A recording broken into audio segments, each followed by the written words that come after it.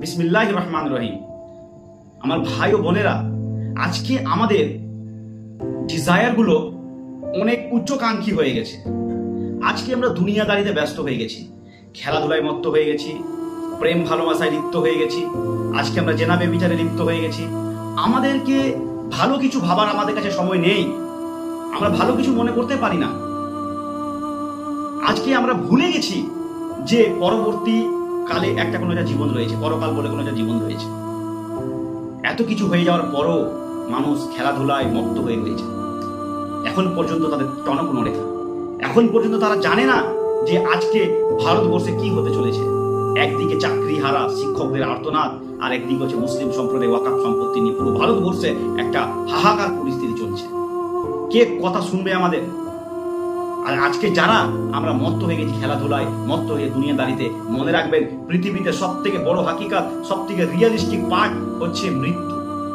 Death হচ্ছে সব থেকে রিয়েলিস্টিক পার্ট। প্রত্যেকটি প্রাণীকে মৃত্যুর স্বাদ গ্রহণ করতে হবে। অর্থাৎ আপনি মরে যাওয়ার পরে আপনাকে কবরস্থ করা হবে। একবার কি আপনার মনে প্রশ্ন যাচ্ছে না যে মরার পরে যে আপনাকে কবরস্থ করা হবে তার পারমিশন কার কাছে নেওয়া হবে? আপনাকে কবরস্থ করার জন্য মাটিটা পাওয়া যাবে তো, জায়গাটা পাওয়া যাবে তো, মসজিদ নামাজ পড়ার জন্য জায়গাটা থাকবে তো, মসজিদে ইমামতি করার জন্য ইমাম পাওয়া যাবে তো? একবারও আপনার মনে প্রশ্ন যাচ্ছে না? একবারও আপনার মনে একটা টনক নড়ছে না? মনে রাখবেন, যদি আপনার এইসব চিন্তা ভাবনা যদি না হয় তাহলে আপনার ইমান নেই, ইমান আপনার নষ্ট হয়ে গেছে, ইমান পুরোপুরি শেষ হয়ে গেছে।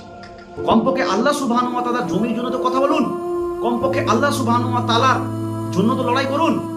আল্লাহ সুবহানাহু ওয়া তাআলা বলছেন সূরা তওবার মধ্যে যে আমি মুমিনদের জান ও মাল কিনে নিয়েছি জান্নাতের বিনিময়ে। মুমিনদের জান ও মাল কিনে নিয়েছি জান্নাতের বিনিময়ে। চলুন আল্লাহ সুবহানাহু ওয়া তাআলার জন্য আমরা আজকে জিহাদ করতে পারছি না? আল্লাহ সুবহানাহু ওয়া তাআলার সম্পত্তির জন্য, আমাদের হকের জন্য আমরা কথা বলতে পারছি না, আন্দোলনে নামতে পারছি না, প্রতিবাদ করতে পারছি না, রাস্তায় হাঁটতে পারছি না, রোদরে হাঁটতে পারছি না। কি করবেন ভাই?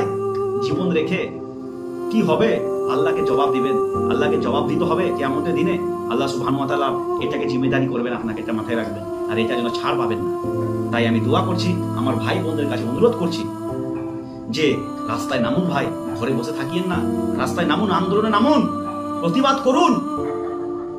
আর এই প্রতিবাদ করতে গিয়ে, এই লড়াই করতে গিয়ে যদি আপনাকে দুটো একটা লাঠি খেতে হয় খান, কিন্তু কথা বলুন, লড়াই চালিয়ে যেতে হবে। এর প্রতিবাদ থামলে হবে না।